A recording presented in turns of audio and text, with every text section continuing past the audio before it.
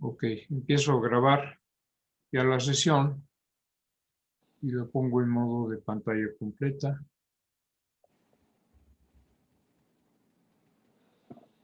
Perdón. Ahí está. Bueno, el tema es bastante amplio, bastante, y lo siento, realmente un tema que requeriría múltiples presentaciones. Es apenas un esbozo de lo que es el arte en la neurología, porque es un tema amplísimo. Y yo solamente toqué algunos renglones que sobre todo atañen al arte pictórico en la neurología, a aspectos literarios, y párale de contar, pero el tema es amplísimo. Pero la suerte de revisar estas cosas permite de alguna manera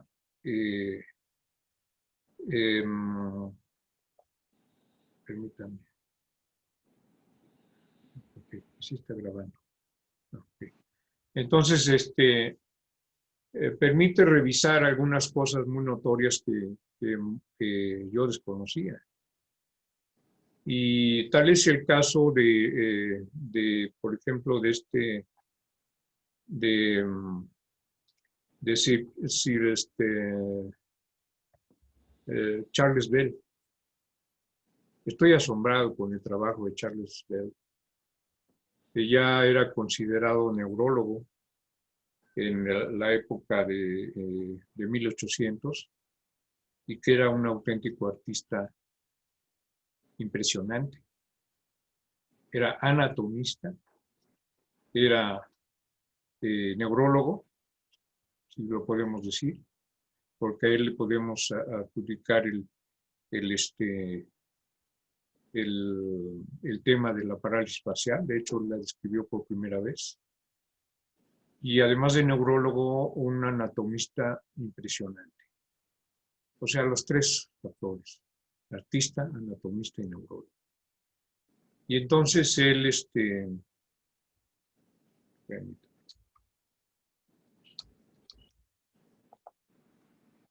uy, espero que no se me haya congelado la imagen. Ahí está.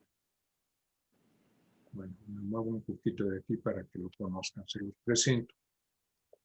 Anatomista, neurólogo, distingue entre nervios sensitivos y motores, describe la parálisis facial y fue un hijo de un prominente religioso. De hecho, él fue el cuarto hijo de la familia Bell y a los 5 años se quedó huérfano y tuvieron mucha adversidad en su vida temprana. Él era hijo de un reverendo y se fue formando junto con su hermano para convertirse en el artista que fue y en la persona que estuvo. Bueno, y acá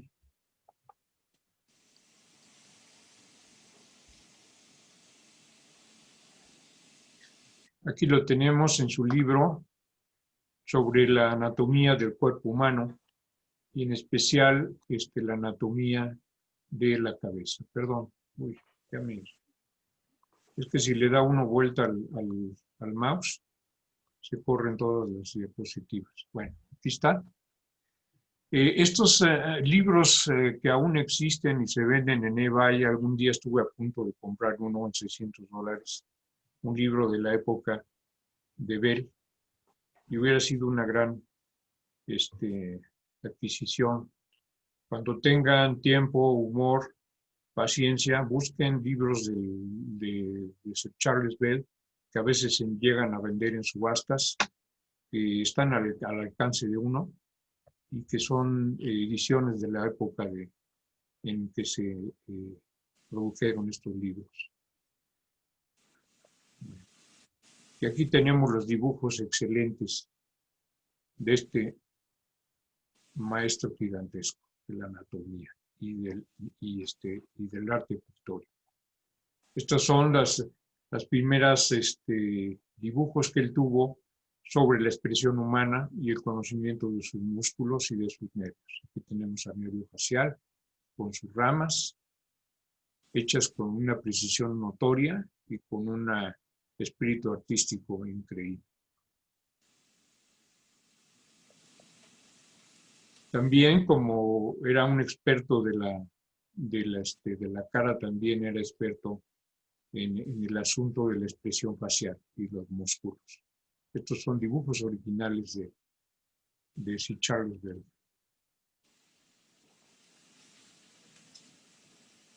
Me pueden detener, si quieren, por si quieren disfrutar de las imágenes. Y aquí tenemos otras imágenes que personifican el terror, que personifican también el enojo. Y él era un especialista en la fisonomía, no solamente en la fisonomía, sino en la expresión. Y por otra parte, yo creo, cuando vi estos libros, o estos dibujos, dije, yo creo que Sir Charles Bell fue realmente el Néter del año 1800. Si ven las imágenes, impresionantemente precisas para la época en que fueron dibujadas por el maestro Bell. Él, miren, aquí está una imagen sagital donde se ve ya cómo una enorme cantidad de las estructuras cerebrales ya son identificadas por el doctor Bell, por Sir Charles Bell. Cuerpo calloso y todas las estructuras del tallo cerebral, el cerebelo. Me parece que estos son los tubérculos cuadrigéminos, si mal no entiendo. Y aquí está el cuarto ventrículo, el puente, el bulbo. El mesencéfalo no se ubica muy bien, que digamos, pero se ve con mucha precisión el cuerpo calloso, los ventrículos aquí, parece son los laterales, y aquí el tercer ventrículo. Y aquí otra imagen que es más artística, es esta, ¿no? Es impresionante. El trabajo de Bell es maravilloso, es para deleitarse varios días examinando lo que él produjo. Y aquí tenemos otro, que es también dibujos en la época de Pinel. Me parece que hizo estos dibujos él, no, más bien los hizo, de expresiones de enfermos mentales. El blanco es un mentiroso, yo nunca soy. Que si me votan, no les gusto. Y tenemos también otros detalles de anatomía precisa, por ejemplo, de la órbita con los músculos escapulares. Dense cuenta de la precisión tan tremenda de este hombre tan distinguido. Él estuvo en las guerras napoleónicas y entonces tuvo oportunidad de hacer dibujos de personas caídas en el frente. Estaba llamando.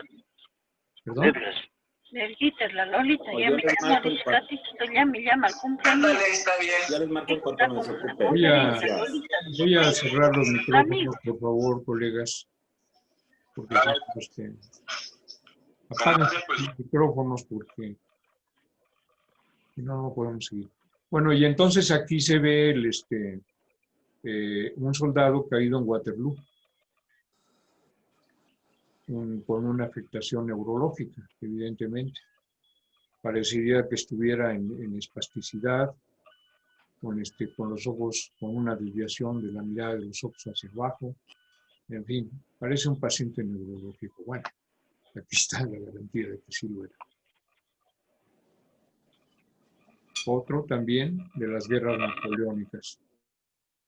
Eran, parece, soldados ingleses que venían a terminar en los hospitales de Inglaterra.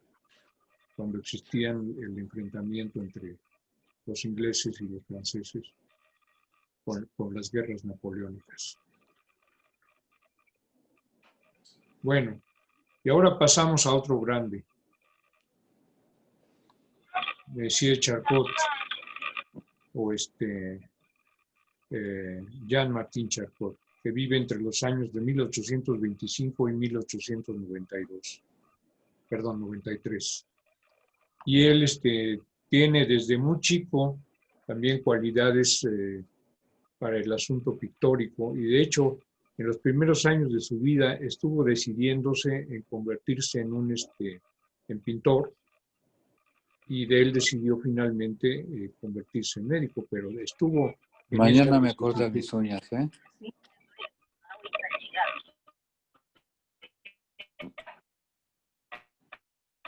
Apaga su micrófono, mi querido colega Luis. Bueno, entonces les decía que aquí se ven los dibujos que hacía frecuentemente durante sus sesiones clínicas, el maestro Charcot. Entonces, esa habilidad que ya había percibido desde que era chico, la empezó a usar en el campo clínico. Y también como dibujos artísticos,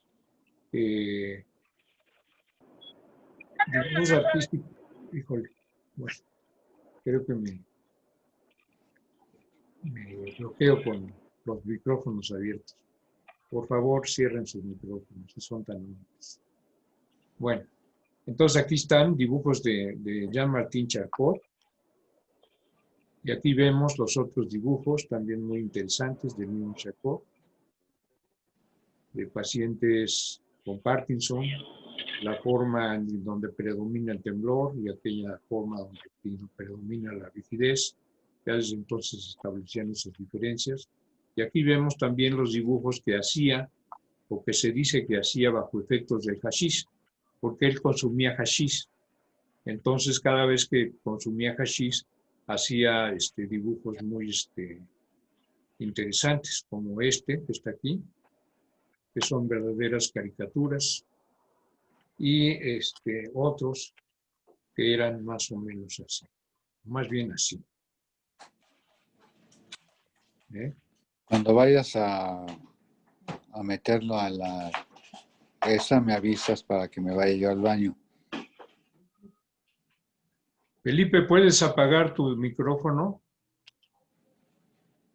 Felipe Loría. Bueno. Entonces pasamos a la siguiente. Aquí están otros dibujos de Jean-Martin Charcot. Como les decía, muy dado a hacer caricaturas. No tengo encendido. De caricaturas.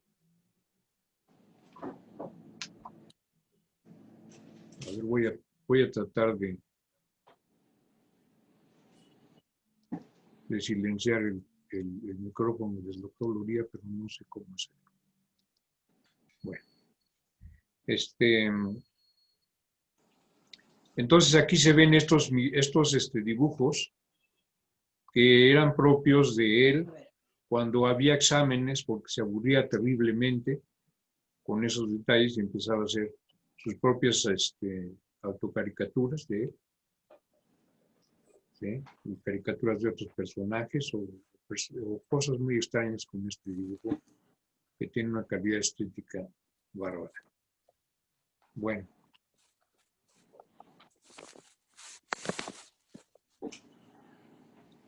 Aquí, como saben ustedes, el hijo de Charcot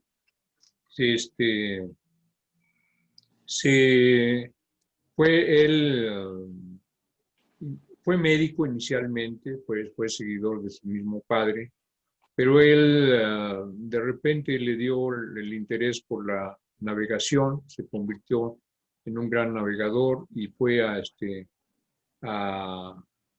él ya no se llama, perdón, puse aquí bueno, son dibujos de Jean-Martin Charcot, de su padre, sobre su propio hijo. Y entonces él se dedicó a circunnavegar el Polo Sur, e inclusive una isla lleva el nombre de Jean-Baptiste Él se llamaba Jean-Baptiste Charcot y él se inspiró para hacer estos dibujos de estas cosas. Sí, pero dice, mira. No, guardan fotos.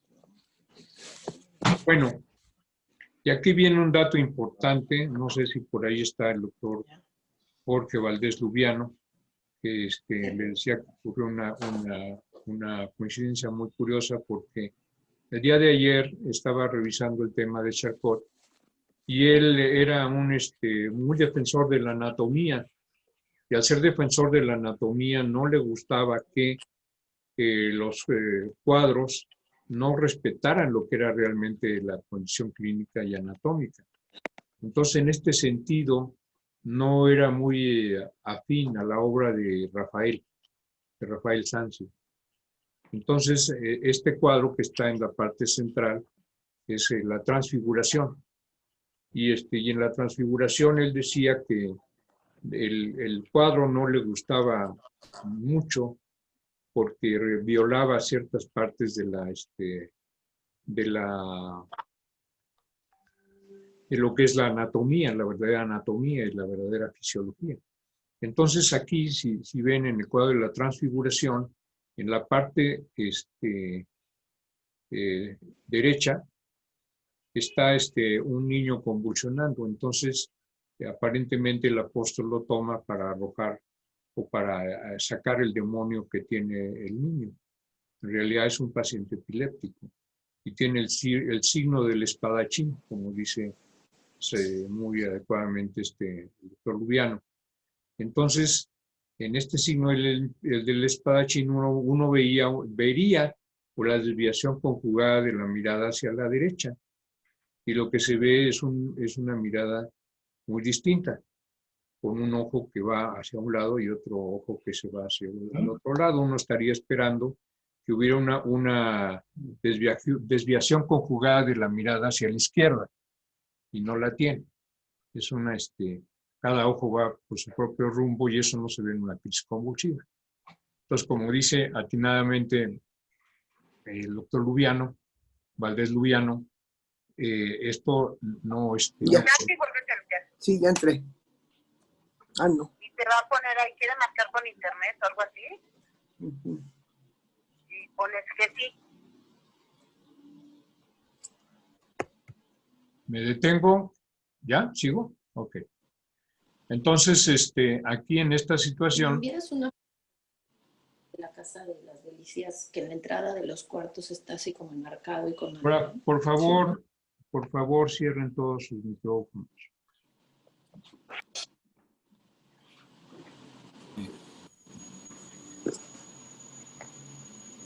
¿Ya? ¿Sigo? ¿Puedo seguir? Ok, gracias. Entonces aquí se ve una desviación de la mirada y dicen eso no es compatible con una convulsión. De esa manera, una desviación de ese tipo de mirada, a menos que tuviera otra enfermedad neurológica que explicara esa desviación de la mirada. Entonces, de ahí la exactitud de Charcot de decir esto no corresponde a la realidad. Entonces era muy fino en su apreciación como anatomista y como clínico. No admitió mucho eso. Entonces no le gustaba la obra de Rafael y no le gustaba, por ejemplo, la obra de Goya. Entonces yo quiero redimir un poco a Rafael. Y entonces vean esto.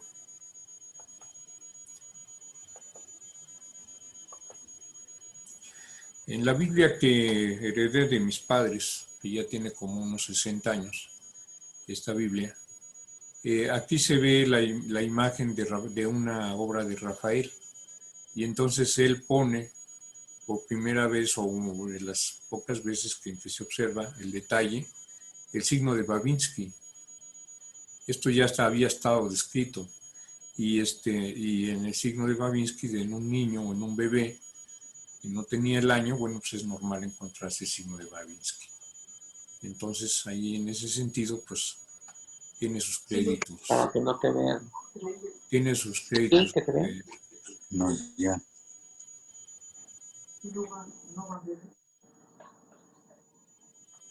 ¿Listo, Felipe? ¿Puedo seguir, Felipe? Listo. Por favor, sí. Bueno. Bueno, esto es otro dibujo de Charcot y es le llama el escotoma centellante en 1886, que es lo típico que se ve en una migraña. Y finalmente aquí tengo sobre Charcot este último cuadro que lo representa a él como un, digamos, experto en el arte dramaturgo también, de dramaturgia, donde se ve a la paciente histérica que ya tiene su espasmo carpopedal y que probablemente esto fue inducido por hiperventilación, seguramente. Y aquí se ven todos sus discípulos, entre los que se encuentra Freud, Babinski y muchos otros que se formaron bajo la escuela de Charcot. Por cierto que el autor del cuadro se llama Pierre Aristide y André Brouillet. Bueno, esta es la historia de Charcot, la historia. Y pasamos a otro tema. La literatura en la neurología. Bueno, también, aquí tenemos. Yo creo que este personaje es el personaje icónico de la literatura en la neurología en el último siglo. Me refiero a Oliver Sacks, el poeta de la medicina moderna, que vive entre los años de 1933 y el 2015, y muchos somos testigos de su gran obra. Realmente creo que quien se mete a leer a Oliver Sacks es una delicia, un encanto tomar sus libros y regocijarse en ellos en la forma que escribe. Parece que yo creo que cada paciente que él toma en sus manos lo convierte en un laboratorio verdaderamente de neurofisiología y neuropsicología y de neurocognición, que es verdaderamente impresionante. Y es una lectura que lo toma uno y dice, ¿de dónde le salió a este hombre esa capacidad para combinar toda esta información que está presentando aquí, que va desde la cognición, el análisis de la cognición, de la fantasía, de la imaginación, de las alucinaciones, que es formidable. Entonces, este hombre tiene muchos libros. Yo estuve buscando por aquí alguno que me encontré y ahorita voy a comentar algo sobre eso.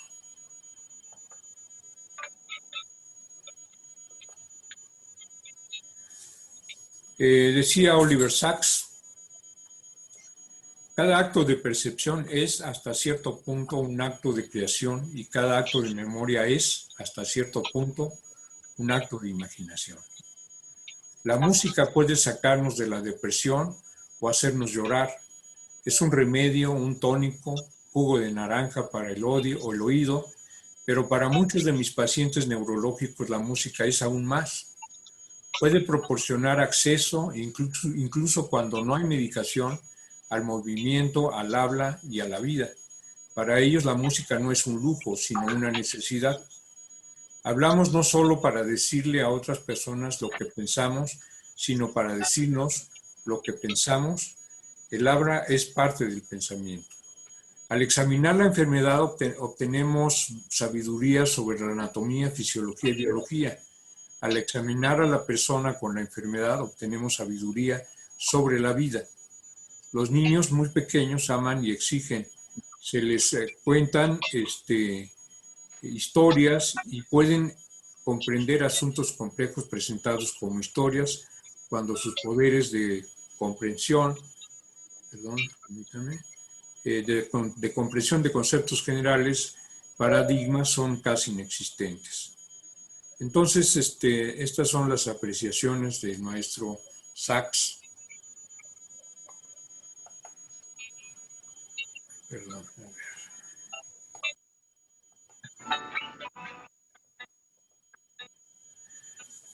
Dice, y el acto de escribir, refiriéndose a él mismo sobre todo, dice, el acto de escribir cuando sale bien me da un placer, una alegría diferente a cualquier otro. me lleva a otro lugar independientemente de mi tema, donde estoy totalmente absorto y ajeno a los pensamientos. Las preocupaciones o el paso del tiempo en estos raros estados celestiales, puedo escribir sin parar hasta que ya no pueda ver el papel. Solo entonces me doy cuenta que ha llegado la noche y que he estado escribiendo todo el día. Durante mi vida he escrito millones de palabras, pero el acto de escribir parece tan fresco y divertido como cuando comencé hace casi Buenas 70 noches. años. Bien, gracias. Me detengo a ¿Tiene que paren pastillas? sus micrófonos, por favor. Hoy nada más he tomado una y ahorita me pidió otra. Necesito un poquito de dolor de cabeza. Se la voy a dar, pero ya se ve todo, ¿eh? Ok. Reinaldo, ¿puedes apagar tu micrófono? Y Note 10, Galaxy Note 10, ¿puedes apagar tu micrófono? No puedo continuar. Por favor. Y es que no puedo taparlos desde aquí. A ver, voy a ver.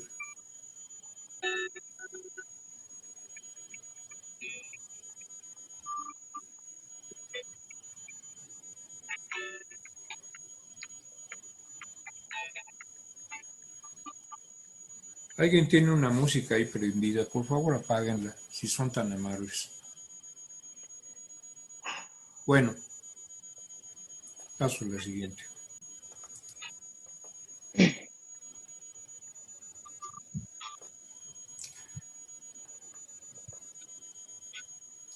Bueno, y aquí tengo que mencionar obviamente a nuestro querido maestro y profesor, don Bruno Estañol, que es, yo creo que un gran ensayista, un gran narrador, un gran médico, un gran neurólogo.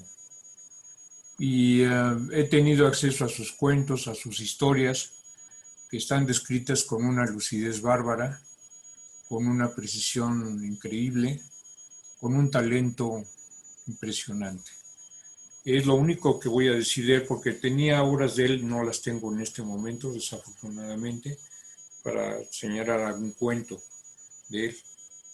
Y solo decir que es un personaje extraordinario en nuestro medio, y que espero que todavía tenga mucha pila para seguir creciendo, para seguir abonando a la cultura neurológica, su extraordinario talento de mi muy estimado profesor, maestro, amigo y colega, Bruno Estañol. Algunas lecturas: Oliver Sacks, William Kelvin, Michel Gazzaniga. Me voy a permitir tomar una pequeña lectura, no mucho les prometo, para vean cómo cómo se puede uno dejar seducir por una lectura que se capta rápidamente el sentido y deja una sensación de mucha, ¿cómo se dice la palabra? Queda uno cautivado con la obra y es muy fácil de dejarse penetrar por ella. Aquí tengo Un antropólogo en Marte, de Oliver Sacks, y les voy a leer un cachito así muy pequeño. Por ejemplo, habla de un paciente, dice: al principio no quise enfrentar a Greg con la enfermedad de su pérdida temporal, su amnesia, ni que intuyera a menor atisbo de ella, que normalmente captaba, pues era muy sensible a la anomalía y a las fluctuaciones de tono en la conversación. De modo que yo cambiaba el tema y decía: deja que te examine. Observé que tenía en las extremidades un tanto débiles y espásticas, sobre todo en el lado izquierdo y en las piernas. Era incapaz de sostenerse en pie por sí solo. Sus ojos mostraban una atrofia óptica completa, la ceguera era total, pero curiosamente no parecía consciente de estar ciego y sostenía que yo lo estaba mostrando una bola azul, un bolígrafo rojo, cuando de hecho le enseñaba un peine, un peine verde y un reloj de bolsillo. Tampoco parecía mirar, no hacía ningún esfuerzo especial para volverse en dirección a mí, y cuando hablábamos era frecuente que no me diera la cara ni me mirara. Cuando abordé el tema de la vista, reconoció que sus ojos no estaban muy bien, pero añadió que disfrutaba viendo la tele. Entonces, posteriormente, observé que para él ver la tele consistía en seguir con atención la banda sonora de la película o un programa e inventar escenas visuales que los acompañaron. Y a veces ni siquiera miraba en dirección del televisor. Al parecer, creía, de hecho, que eso era lo que significaba ver, que eso era lo que significaba ver la tele, y que eso era todo lo que todos nosotros hacíamos. Quizá había perdido la mismísima noción de ver. Bueno, esto, la forma en que lo describe es tan amena que es difícil decir que estaba viendo realmente un paciente. Y esto me hace recordar a mí un evento que tuvo mi madre. Mi madre ya no está en este planeta, y ella tenía, el último año de su vida perdió su vista y empezó a alucinar. No se psicotizó, pero alucinó.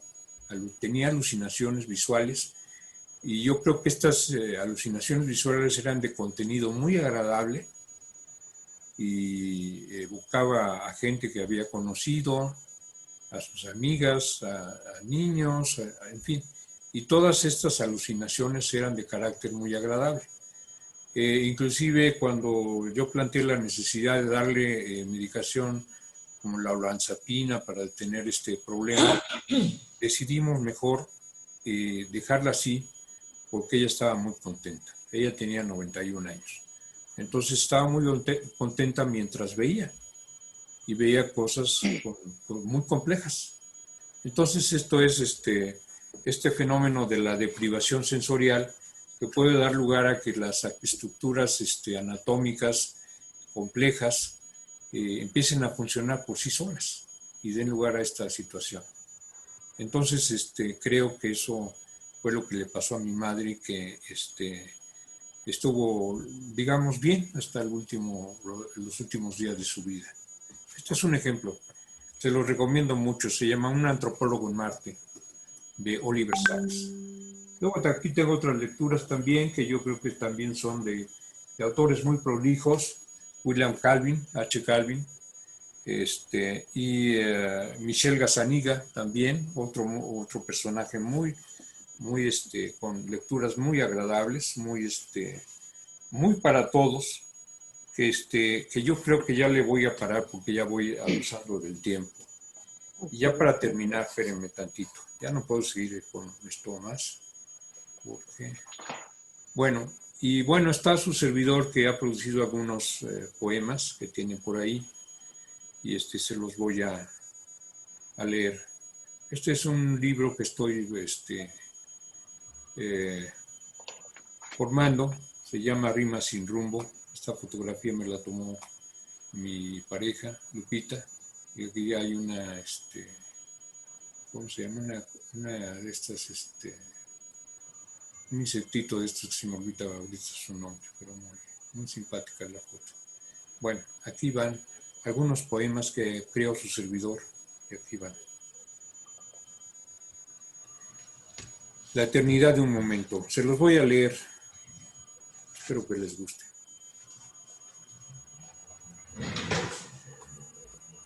Descubrir y descubrirte en un solo acto. Mirar y mirarte en un solo movimiento. Tu respiración tocada por el viento mientras caminas en solitario. Acompañado de tu aliento, que es un testimonio de vida, un testimonio fuera del tiempo. Paradojas de la vida que escapan hacia la eternidad, donde el pensamiento ha cesado con tus tormentos, con todos tus tormentos. Vuelve tu mirada hacia ti mientras la luz acaricia tus ojos, que hoy estás aquí con tu corazón sediento. Lo has saciado en esta paz, en esta eternidad mal llamada momento.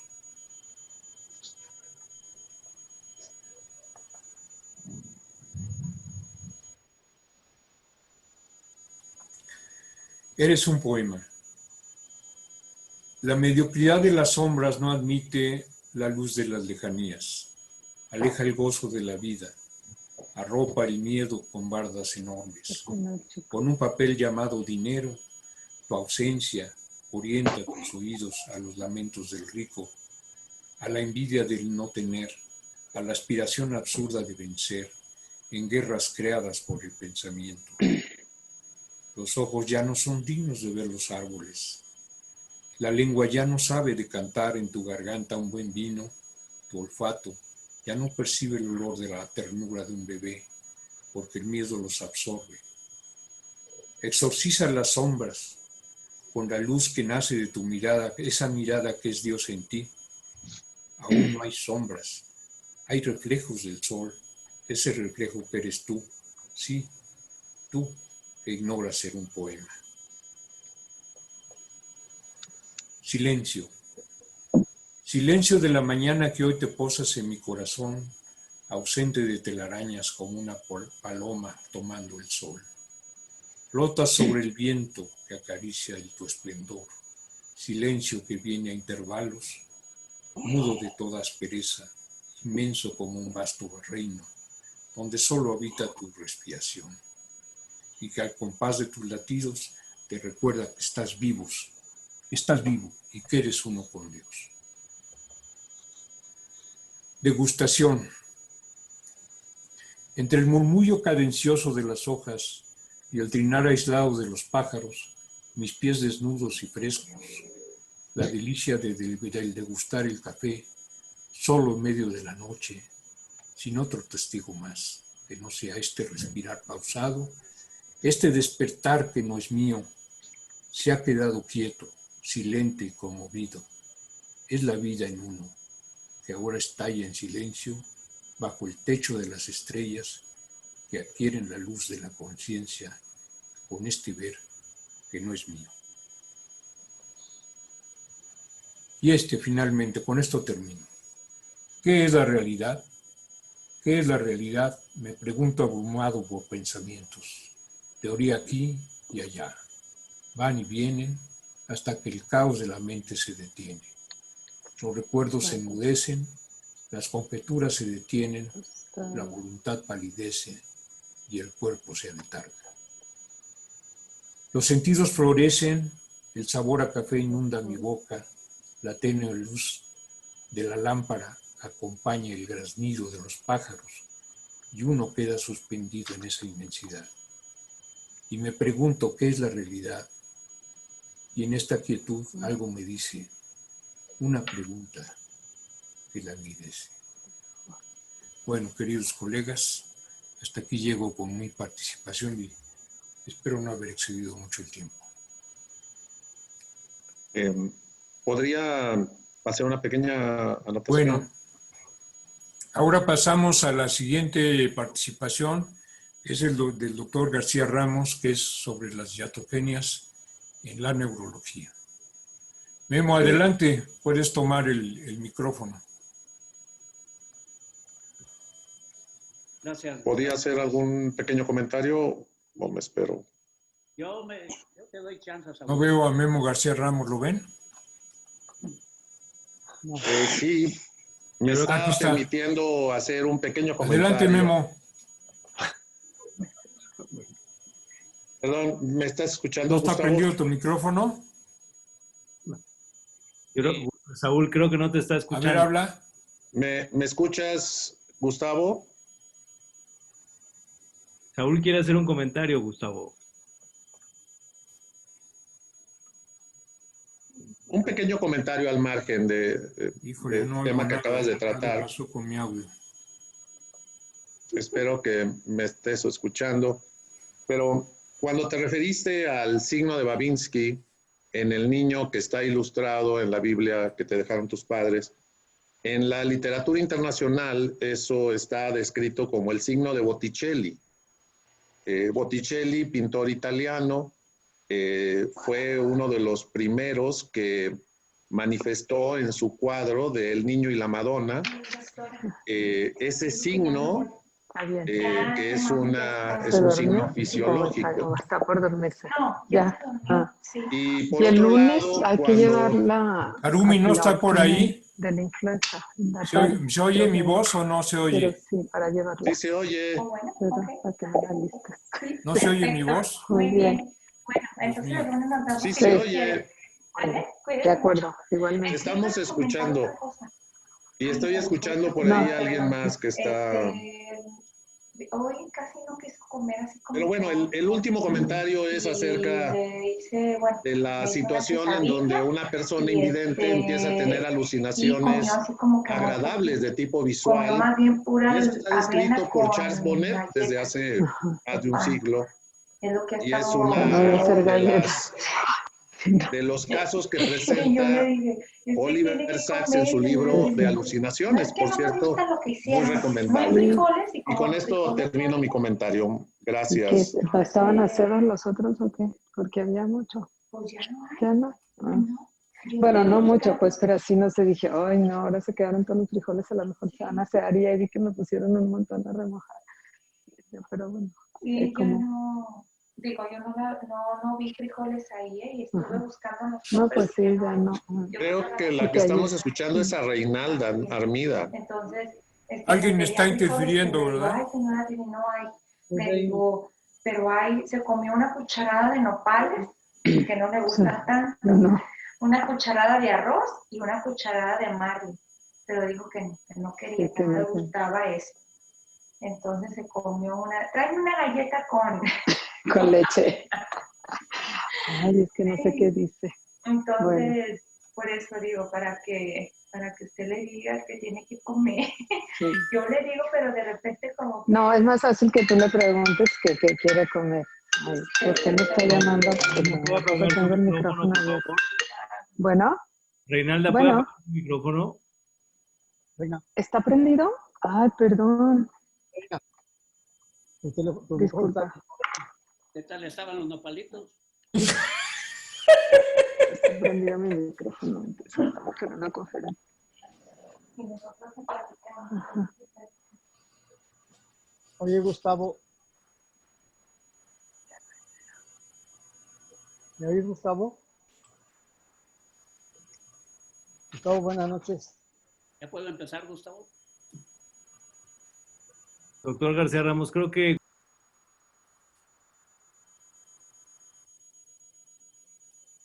Me tienen bloqueado. No, no lo veo a Gustavo. Ahí está al lado izquierdo mío.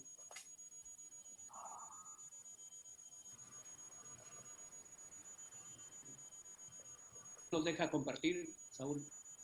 Adelante, yo no sé, no, yo estoy aquí. No, Gustavo. Ah, es que Gustavo tiene que dejarlo compartir la pantalla. No sé qué está pasando, sinceramente. Charles Bonnet en niños. No se te oye, Gustavo. ¿Tienes apagado el micrófono? Digo, Saúl, ¿tienes apagado el micrófono? sí, maestro, tengo la experiencia de tener 2 casos de Charles Bonnet en niños. ¿Y es visual o auditivo? No, visuales. Los 2 Hay- casos son visuales. Hay de los dos. Uno asociado a trauma craneoencefálico con lesión occipital y otro asociado a herpes tipo 1 con lesión de infartos occipitales y temporales. Porque en viejos es degeneración macular. ¿eh? ¿Sí? Y Sí, No sé claro. qué está pasando, no tengo idea. No, aquí estamos platicando. Gustavo, ¿tú nos Si me escuchas? concedes pantalla, Gustavo. Gustavo, No. si tú nos escuchas, por favor, deja que comparte el doctor García Ramos la pantalla.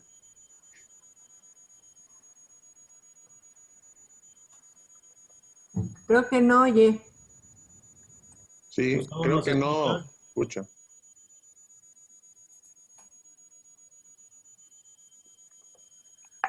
Voy a nombrar a alguien host para que puedan seguir y yo me meto de otra manera a ver.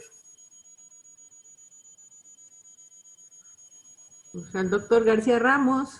Sí, Pero completamente de acuerdo. Pues el que sigue.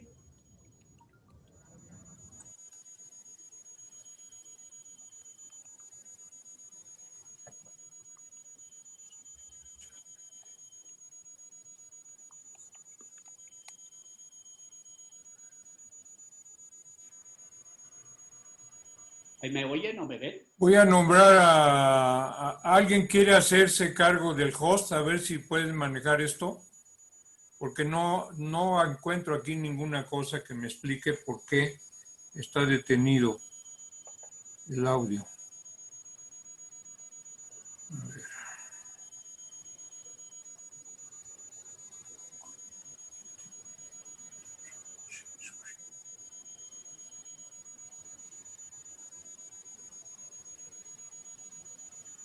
Ok. Gustavo. Ok. ¿Ya está? Listo, lo nombre host.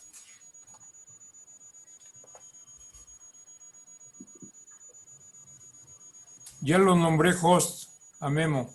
Usted es el host ahora. Usted puede... ¿Puedes hablar, Memo? Ahí está. Sí.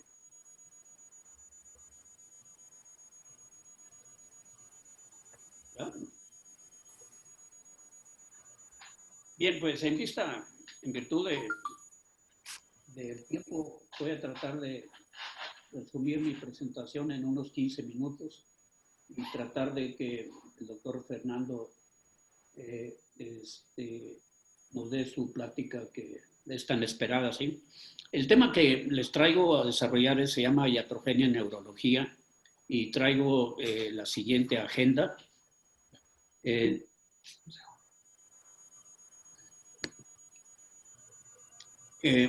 Una serie de 5 o 6 estrategias para tratar de evitar o remediar los aspectos de demandas, aspectos generales, 2 casos clínicos y conclusiones y agradecimientos.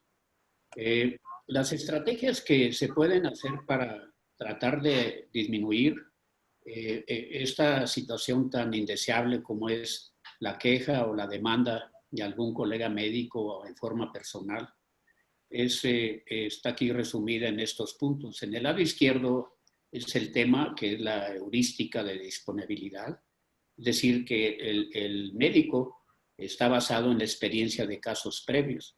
Y el médico diagnosticó previamente 3 casos, por ejemplo, de neuropatía diabética y otro caso diabético con neuropatía de rápida progresión.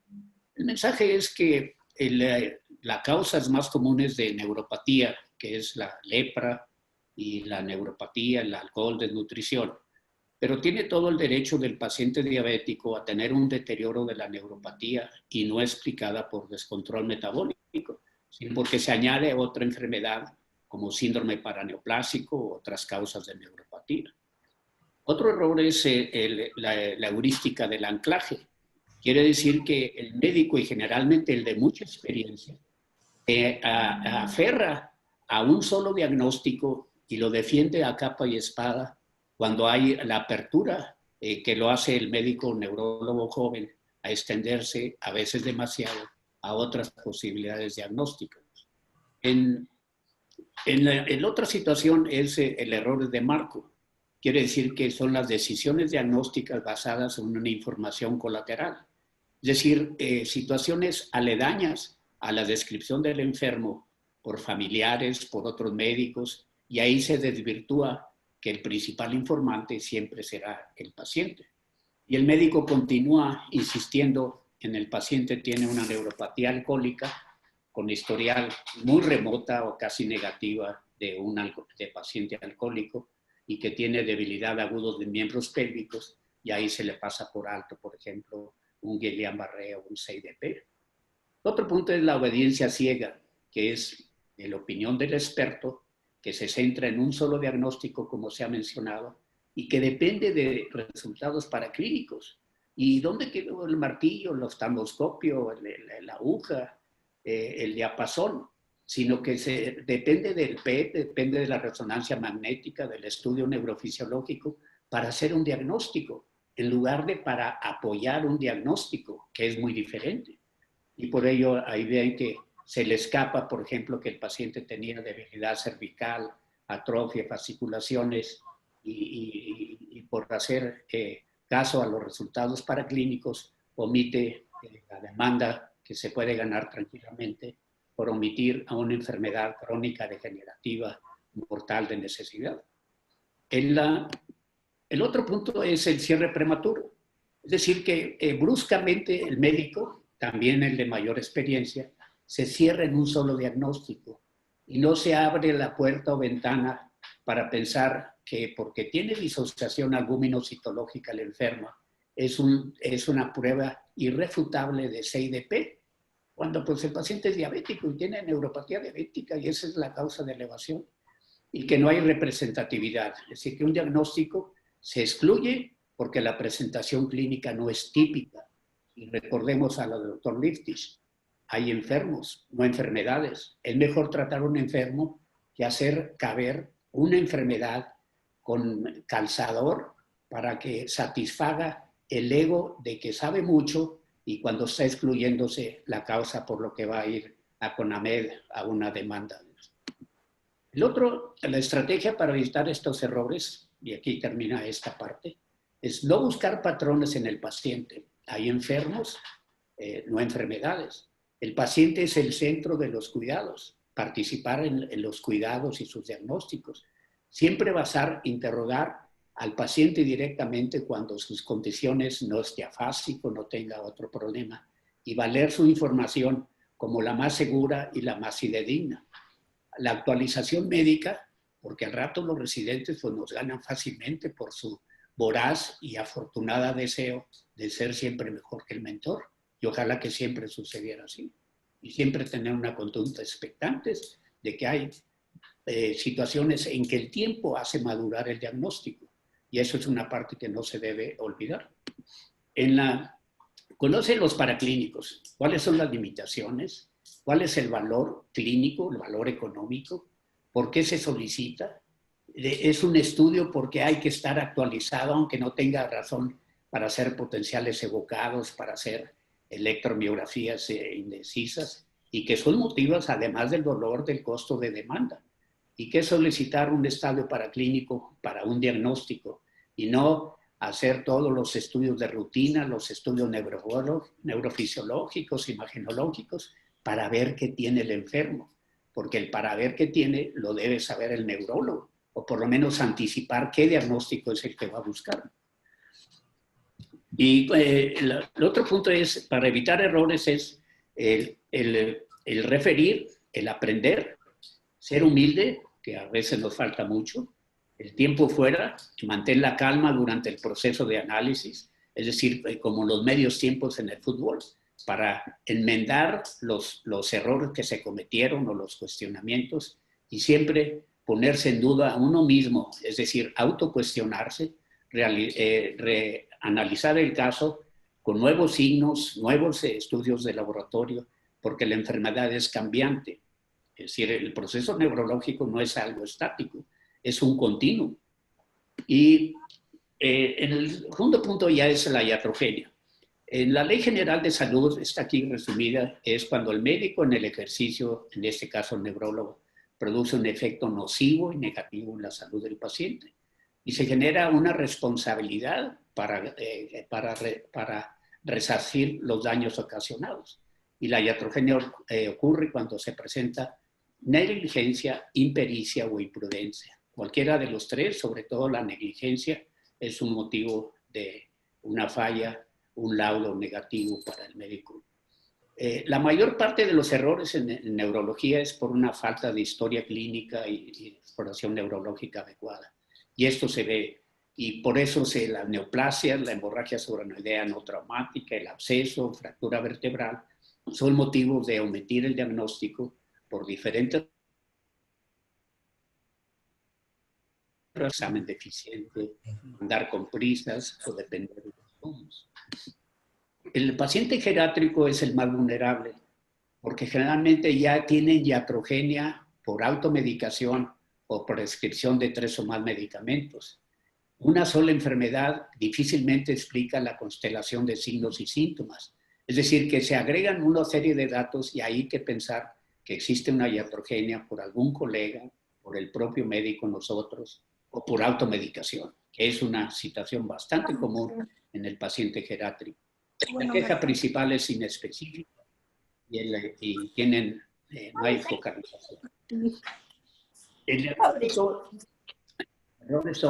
diagnóstico incorrecto son el 45% de demandas en Estados Unidos. Efectos adversos de estudios como medios de contraste, retraso en la atención, que no se supervisó adecuadamente y que hay errores de comunicación. Y el error de comunicación, de acuerdo a la Comisión Nacional de Arbitraje Médico, el 70% se debe a una comunicación incorrecta entre el médico hacia el paciente.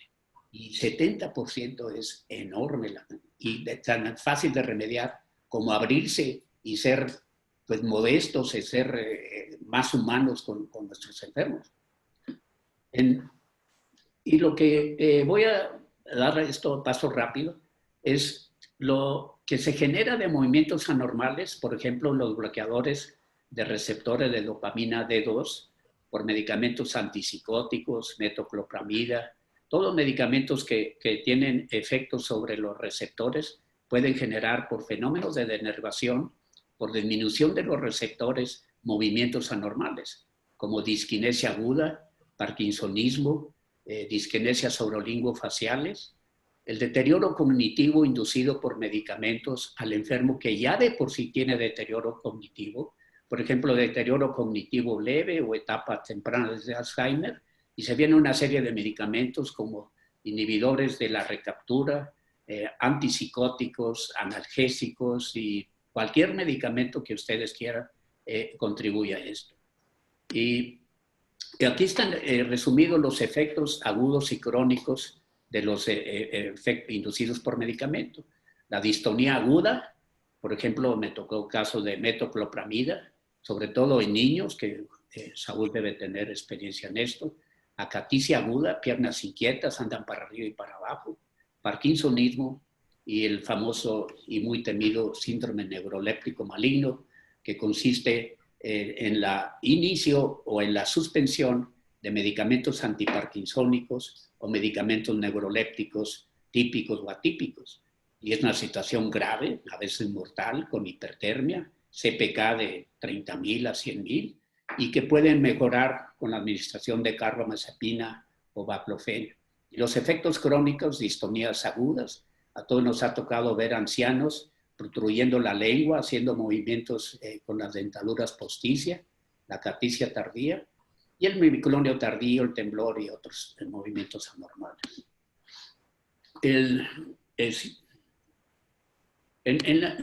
Está aquí ilustrado que para desarrollar parkinsonismo se requieren dosis elevadas, aunque puede haber una hiperreacción a dosis baja, de preferencia en ancianos, mayor en varones. Cuando hay parkinsonismo preclínico es un pecado dar ese tipo de medicamentos. La atrofia cerebral, síndrome de inmunodeficiencia adquirida. Y esta es la parte presináptica, ya la conocen, de cómo se puede cargar con dopamina, la hendidura sináptica y los receptores, y que los receptores de dopamina que se bloquean con fenotiacínicos hacen que haya una despoblación de receptores útiles y viene el mecanismo de biofeedback y hace que tengan la hiperreactividad de las disquinesias agudas, tardías, parkinsonismo, etc. Es un caso que ilustra un PET donde se observa la situación basal, se le da metoclopramida al paciente y al quitarlo 2 meses después regresa la imagen normal y la clínica de la normalidad. Es un ejemplo de iatrogenia. Y hay que suspender el medicamento, se pueden usar una serie de fármacos.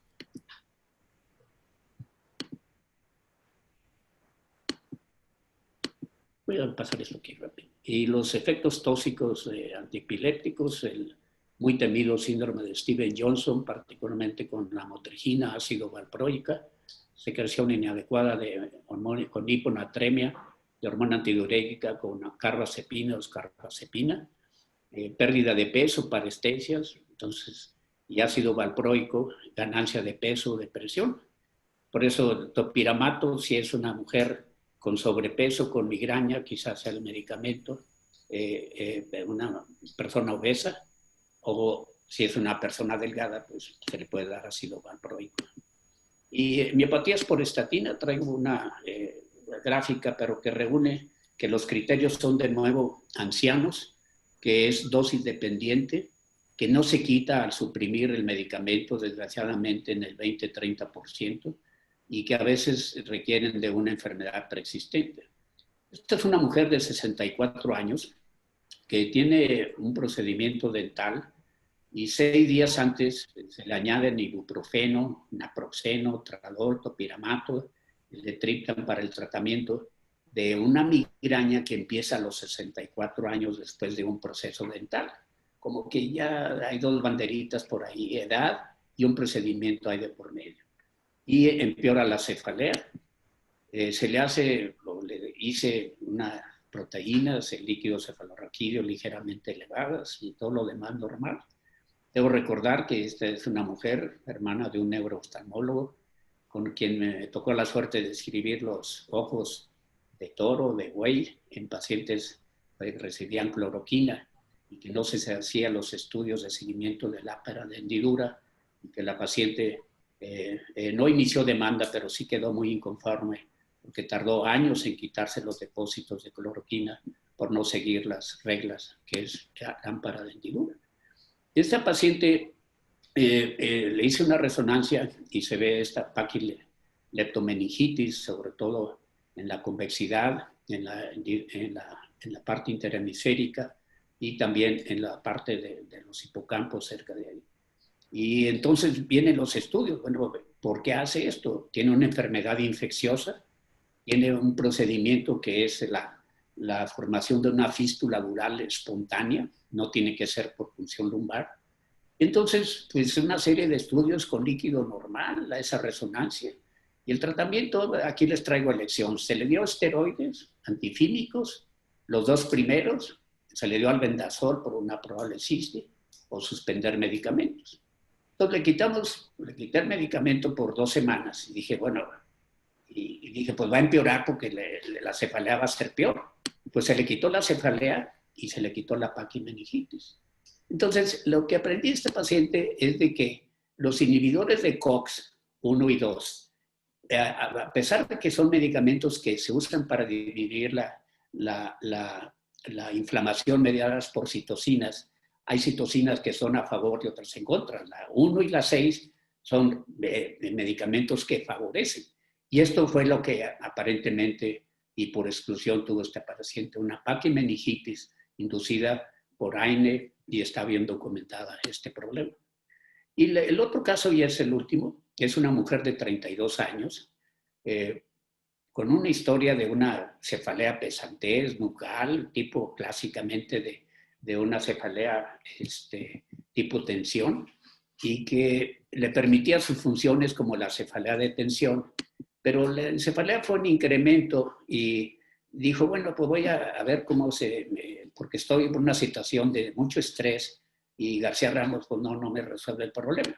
Entonces, 2 días antes de su ingreso, se presenta con dolor nucal y después de haber acudido a un manejo alternativo no médico.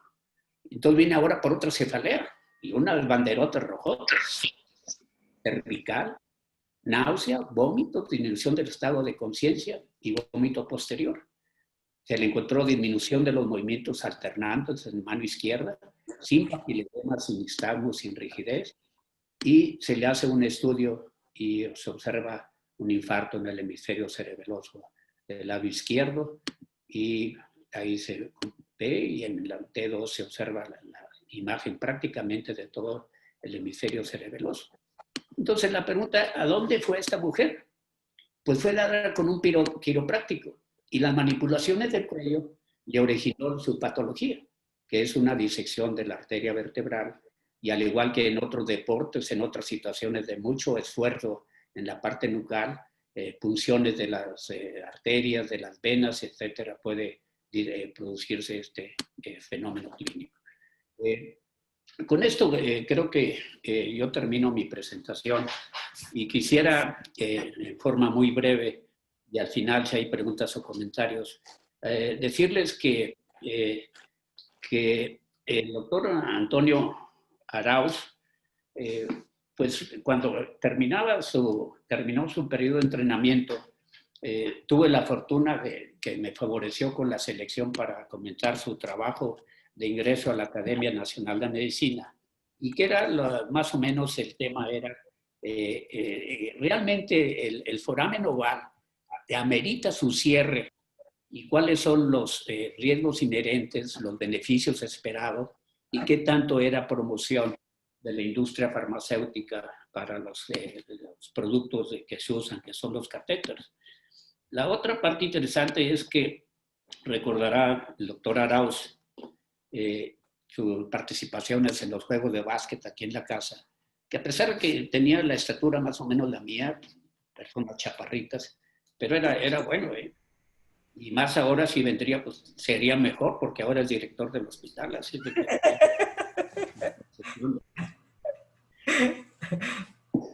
Muchas gracias por su atención, y si hay preguntas, pues ya al final platicaremos. Gracias, Gustavo. Gracias a ti, Memo. Muchas gracias. Seguimos con el doctor Antonio Arauz, que va a hablar del impacto de las enfermedades neurológicas en México en el panorama mundial.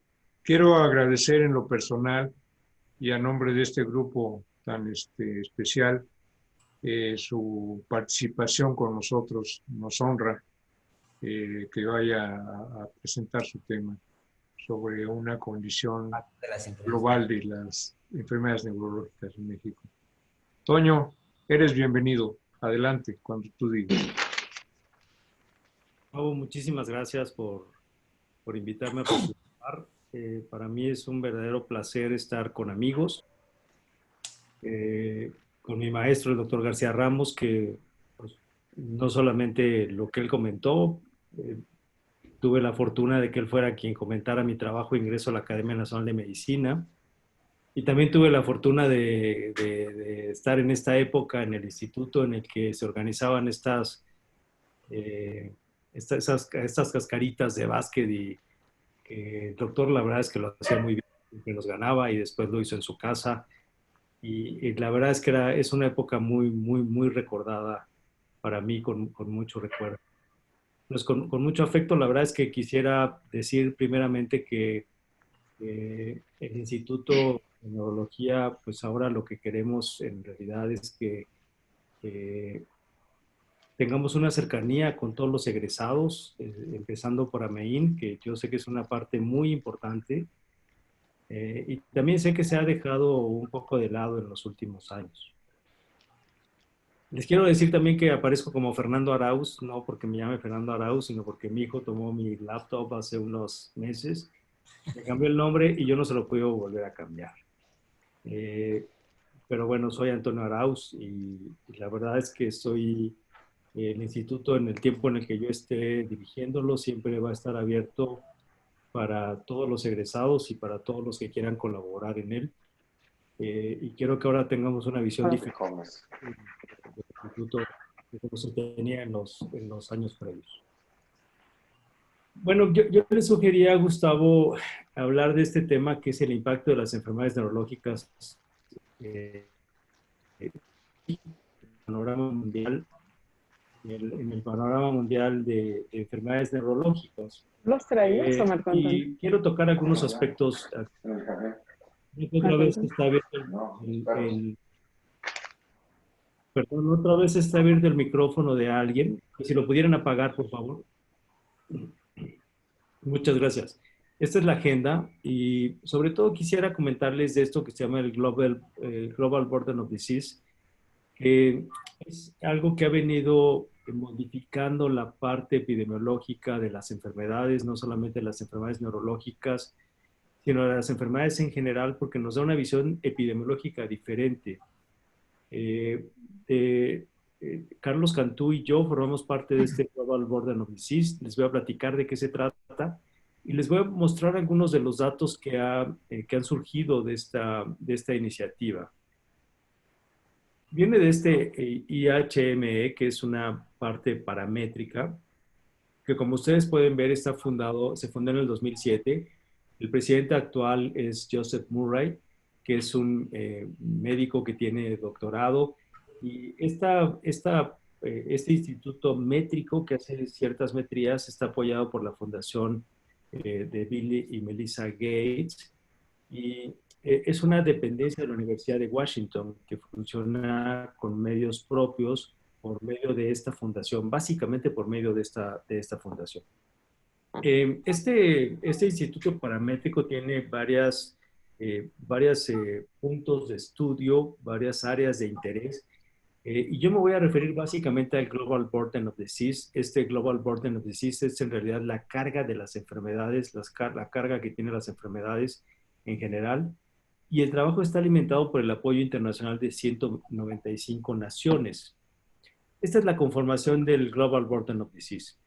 Y uno de los aspectos importantes es que tradicionalmente hemos estudiado las enfermedades desde el punto de vista epidemiológico con estos tres parámetros de los que ustedes seguramente están muy familiarizados, que es la prevalencia, que es el número de casos que ya, digo, no quisiera recordar cada una de las definiciones, pero bueno, prevalencia, que es el número de casos que ya tenemos en cierto momento, la incidencia, que es el número de nuevos casos que se van acumulando cuando yo los estoy estudiando, y desde luego la mortalidad. Estos aspectos han sido importantes porque partimos de que para conocer en dónde estás tienes que entender de dónde vienes. Y en las enfermedades esto es muy importante. Pero en las enfermedades neurológicas no es suficiente estudiar la prevalencia, la incidencia y la mortalidad. Porque las enfermedades neurológicas, aunque desde luego tienen una prevalencia y una incidencia, las prevalencias y las incidencias que tienen muchas enfermedades neurológicas no representan efectivamente la carga de la enfermedad que representan. Y muchas de las enfermedades neurológicas tampoco tienen una gran mortalidad. Y ahí hablamos específicamente, por ejemplo, de la esclerosis múltiple y de algunas otras enfermedades que incapacitan a un individuo, pero que no lo matan. Entonces, este Global Burden of Disease va más allá de la prevalencia, de la incidencia y la mortalidad. Se habla de la carga de la enfermedad. Este es el Global Burden of Disease. Y esta información es una información que viene de paneles de enfermedades con un reporte obligatorio de enfermedades crónicas no transmisibles y traumáticas. Y entonces empezamos a hablar de otros índices epidemiológicos que son especialmente de interés en enfermedades neurológicas. Uno de ellos, quizá el más importante, es este que ustedes ven aquí, que les muestro, es la discapacidad ajustados por años de vida. ¿Qué tanto un individuo que tiene discapacidad pierde años de vida laboral, funcional, por la discapacidad que le provoca una enfermedad? Otros de los índices que se miden son los años de vida perdidos, la discapacidad o los años de vida perdidos por discapacidad, que es un aspecto muy importante, y algunos índices de calidad de vida. Y en cada uno de ellos hay investigadores por paneles con algunos subgrupos que estudian cada uno de estos puntos. De acuerdo a todos estos índices que se valoran en el Global Burden of Disease, les voy a mostrar algunos datos de México en el panel internacional, en esos paneles internacionales. Esta es como viene la información. La información se toma de lo que se tiene en las estadísticas nacionales, que no siempre son confiables, y ahí viene el primer sesgo que puede tener esta información, pero la realidad es de qué es lo que tenemos. Y probablemente no se vaya a modificar tampoco en mucho tiempo. Los datos que vienen de México vienen del INEGI y datos que proporcionan de la Secretaría de Salud. Esto es mucho de los que reportan de las enfermedades crónicas que tiene el Seguro Social, el ISSSTE, la Secretaría de Salud en general y el INEGI en cuanto a mortalidad. Y también vienen datos de la Organización Mundial de la Salud, de la Organización Panamericana de la Salud, y estos son los datos que son finalmente analizados y tratando de buscar estos índices que les está mostrando. Lo primero que les quiero mostrar es esto, cómo está México en términos generales. Estos datos son datos de 2017, en donde teníamos una población general de 126 millones de habitantes, la tasa de fecundidad es de 2.4 y el nivel educativo de nuestra población en general es de 8.3 años. Desde luego, esto puede variar si vemos cada una de las regiones, el sur y el norte es diferente, el centro es diferente, etcétera, pero el promedio que tenemos de educación es de 8.3 años. Estas son las expectativas, lo que les estoy mostrando aquí, las expectativas y lo observado entre 1990 y 2017. La expectativa de vida para 1990 en mujeres era de 74 años y se incrementó a 78 años en el 2017. Y para hombres se incrementó de 68 a 72 años en el 2017. Estas son las causas de muerte hacia el 2017 comparadas contra el 2007, 10 años después. Fíjense que las tres principales causas de muerte no cambian. Uno de los aspectos importantes es que la diabetes representa el tercer lugar de muertes porque en el Seguro Social, cualquier paciente diabético que muere, la causa de muerte es diabetes. Desde luego se puede morir de una cardiopatía isquémica, de un evento vascular cerebral, de enfermedad renal crónica, pero la causa de muerte aparece como diabetes y eso es lo que vemos aquí registrado. Lastimosamente, tendría que decirles que en el 2007 la violencia intrapersonal era el sitio número 11 en cuanto a causas de muerte y en el 2017 se incrementó al cuarto.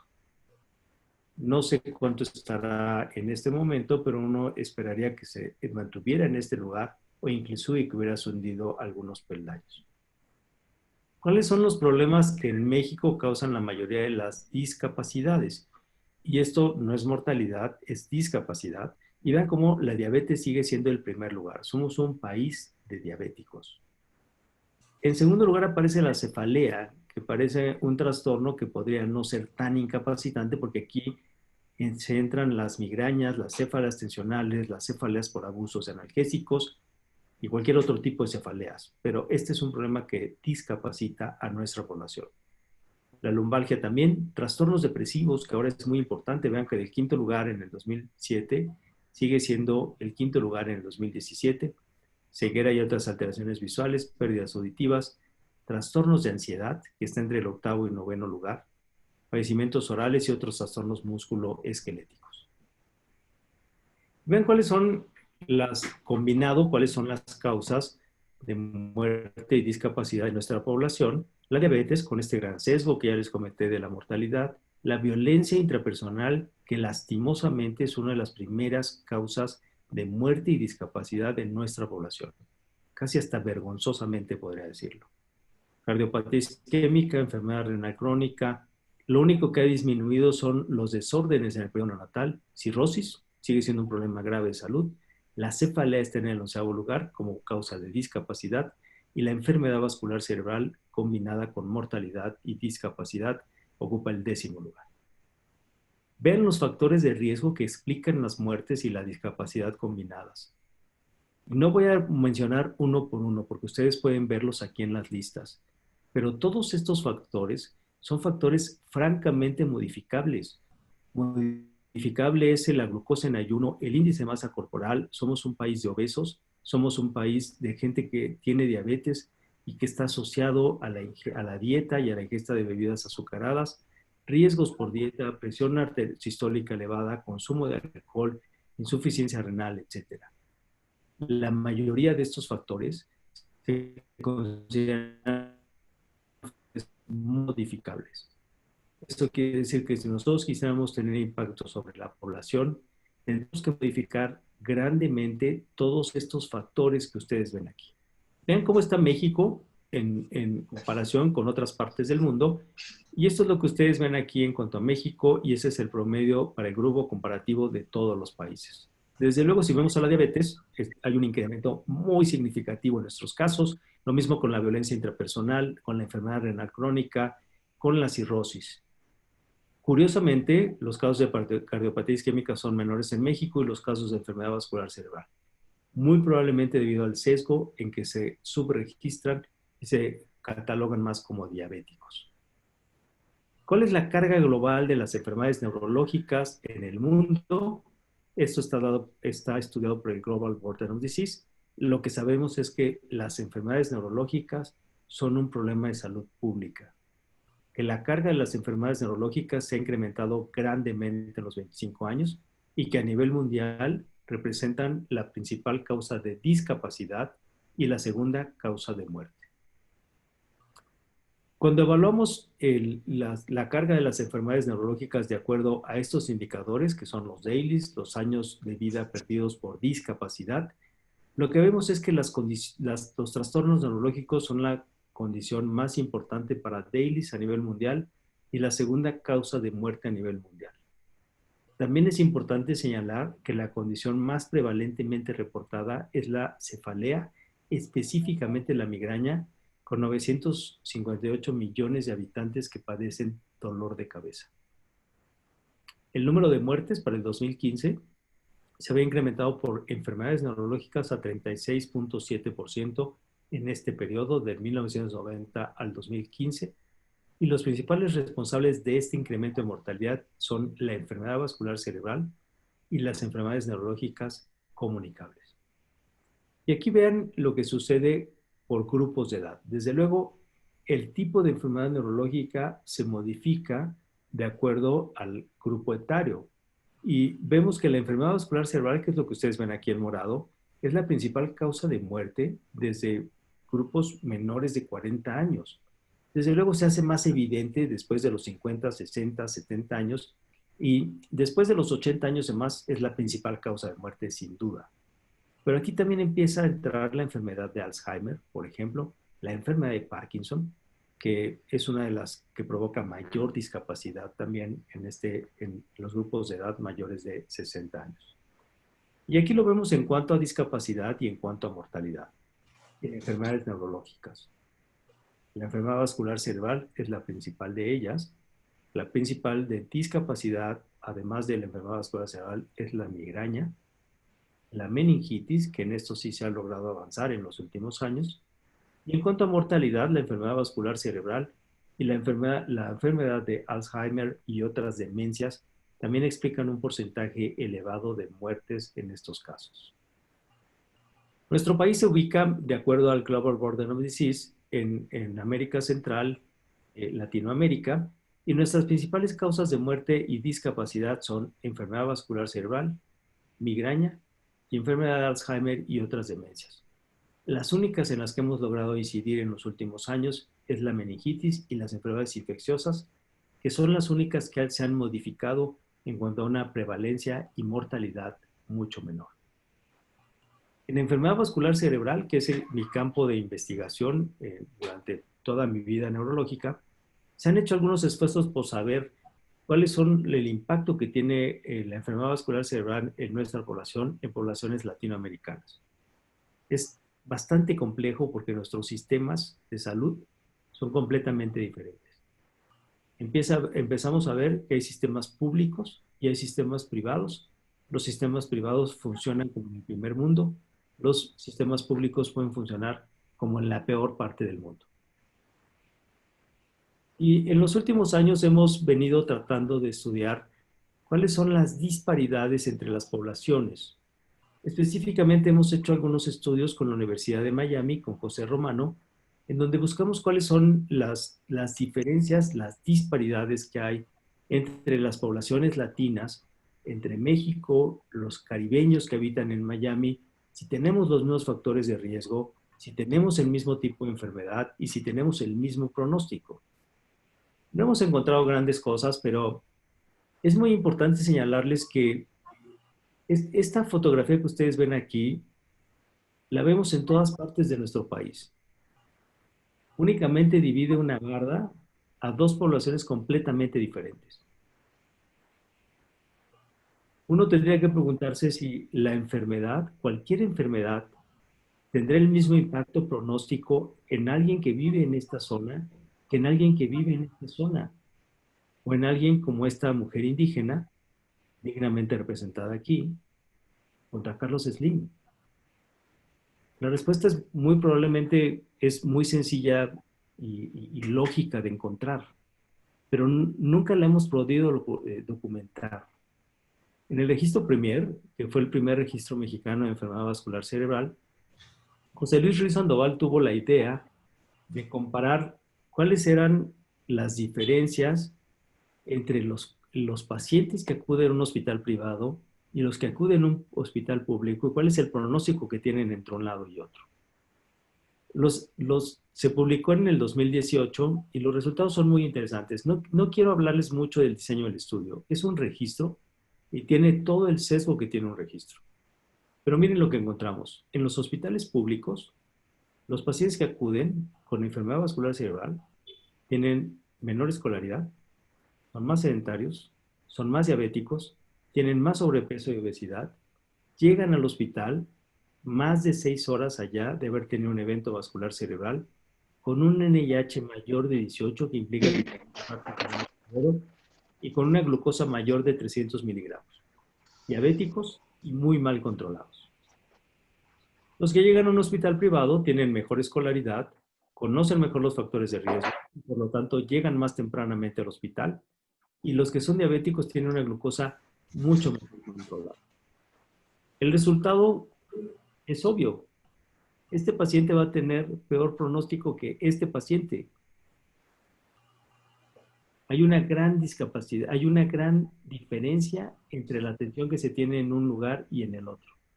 Hay un gran contraste en la atención, y aquí se los pongo en la enfermedad vascular cerebral, pero eso se representa en todas las enfermedades, no solamente en las enfermedades neurológicas. Sabemos entonces que hay un efecto deletérea de la enfermedad vascular cerebral en países pobres que sobre países desarrollados. Hay una disparidad grande en cada país, sobre todo en los países latinoamericanos, y esto se refleja por etnia, por raza, por geografía, por acceso a servicios de salud, por posición económica, por discriminación, por escolaridad, etc. Hay diferentes factores de riesgo vascular y estas son las principales causas de muerte en nuestra población. Tenemos muchos retos. Con todo esto que les acabo de presentar, hay muchísimos retos. Tenemos muchísimo que hacer como sociedad médica, como sociedad neurológica, como Instituto Nacional de Neurología. Tenemos que tener personal más eficiente, tenemos que tener mayor equidad de los recursos, tenemos que tener mayor educación de la población, tenemos que modificar los factores, porque todos los factores que les puse son factores que se pueden modificar. Tenemos que hacer más registros y trabajar más como sociedad médica para saber cuáles son los problemas que tienen y que aquejan a nuestra población. Esta es una fotografía de nuestra ciudad que es muy bonita. Y la realidad es de que siempre que identificamos problemas tenemos que buscar soluciones para resolverlos. En conclusiones, yo podría decirles que el trabajo en equipo, especialmente en los médicos, es obligatorio. Tenemos que unificar criterios, recursos y redes. Es necesario registrar resultados y es necesario que publiquemos las cosas que hacemos. Es obligatorio que eduquemos a la población en la prevención primaria y secundaria de todos los males que aquejan a nuestra población y tratar de incorporar a las autoridades, que parece muy complicado, en los problemas de salud pública que implican en el manejo de la carga de la enfermedad. Cuando vemos grandes disparidades, cuando vemos graves problemas, tenemos un gran potencial para poder aportar cosas a nuestra población. Les agradezco mucho su atención y con esta diapositiva termino mi participación. Gustavo, muchísimas gracias nuevamente por invitarme y gracias a todos por Toño, muchísimas gracias por tu presentación, excelente, muy puntual sobre la situación tan compleja que vive el mundo y en especial nosotros, y esa división entre pobreza y riqueza y la gran diferencia en el asunto de la salud. Que nos debería de ser conscientes del problema tan complejo que estamos viviendo. Agradezco mucho tu presentación en lo personal y yo creo que a nombre de todo este grupo te agradecemos mucho tu participación. Esperamos que no sea la última, esperamos que sigas con nosotros. Y bueno, fuera de estas vicisitudes que aparecen, que están en la curva del aprendizaje del software de Zoom. Espero que podamos mejorar nuestras condiciones, mi estimado Toño. Con mucho gusto, Gustavo, y las veces que ustedes me inviten, yo trataré de estar con ustedes. Bueno, pues te vamos a hacer mano de puerquito. Sí. Fernando Antonio, muchas felicidades. Gracias, doctor. Le mando un abrazo. Ya está rebautizado ahora Fernando, ¿eh? Pues sí, es que mi hijo se llama Fernando y me quitó la computadora y no lo puedo cambiar. Yo tampoco soy millennial, así que... No, qué bueno. Yo tengo un hijo, se llama Hermenegildo, y qué bueno que no se ha metido en... Bueno. Gracias. Pues muchas gracias a todos por su participación y una disculpa por estas cosas que son parte de la curva de aprendizaje de este asunto del Zoom y de la videoconferencia. Queridos colegas, compañeros, que tengan muchísimas buenas noches y que se la pasen muy bien este fin de semana. Un saludo a todos. Sosa, un saludo. Arturo, un abrazo para ti, mi querido colega, mi querido hermano ecuatoriano. Saúl, muchas gracias. Muchas gracias a todos. Primo, estés muy bien. Alejandro Méndez Dávalos, querido hermano, cuídate mucho. Un saludo a todos desde Ecuador. Un abrazo fuerte, un abrazo pandémico. Muchas gracias a todos. Carlos Márquez, que se ve ahí que ya está acostado. Sí. Ya está en la fase 3 del sueño. Panchito Quirasco, cuídate mucho. Víctor. Encantado. Hice una pregunta, Sí. Gustavo hizo una pregunta en el chat, a ver si hay forma de que se pudiera responder después. A ver, adelante. Preguntaba al doctor Arauz si el aumento de las enfermedades neurológicas es por el aumento neto o probablemente es por el descenso de las demás enfermedades. Mi percepción, doctor, sí es el descenso de otras enfermedades y también por la ahora mayor detección de algunas enfermedades. Por ejemplo, esclerosis múltiple ahora se detecta más fácilmente, y se detecta más fácilmente porque es mucho más accesible tener una resonancia magnética. Y creo que pueden haber algunos otros factores, pero principalmente son esos. No tanto porque estas enfermedades se hayan aumentado tanto. No, yo no lo creo. Yo creo, mi percepción, no me dedico a esclerosis múltiple, por ejemplo, pero mi percepción es que la esclerosis múltiple estaba subdiagnosticada y que ahora con una resonancia magnética es mucho más fácil hacer el diagnóstico y ahora se registra más como debe de ser. Perfecto. Antes en su momento llamábamos a las esclerosis múltiples, les dábamos la probabilidad diagnóstica de que fuera más una cisticercosis, ¿no? Una neurocisticercosis. Sí. Hace 30 años. Sí. ¿Algún comentario más? Adelante. Bueno, pues que se la pasen muy bien y que tengan un excelente fin de semana, queridos colegas. Toño, muchas gracias. Hasta la próxima. Gracias. Buenas noches. Buenas noches. Gracias, buenas noches. Buenas noches. Gustavo, buenas noches. Felicidades.